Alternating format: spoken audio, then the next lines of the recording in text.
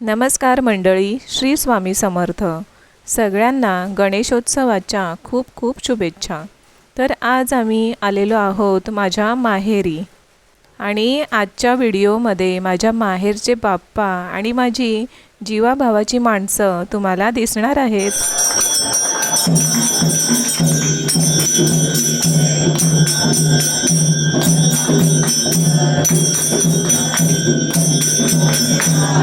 गणेशोत्सव हा सण आपल्या लोकमान्य टिळकांनी एकीची भावना निर्माण होण्यासाठी सुरू केले आणि कोकणात ती एकी नक्कीच दिसण्यात येते.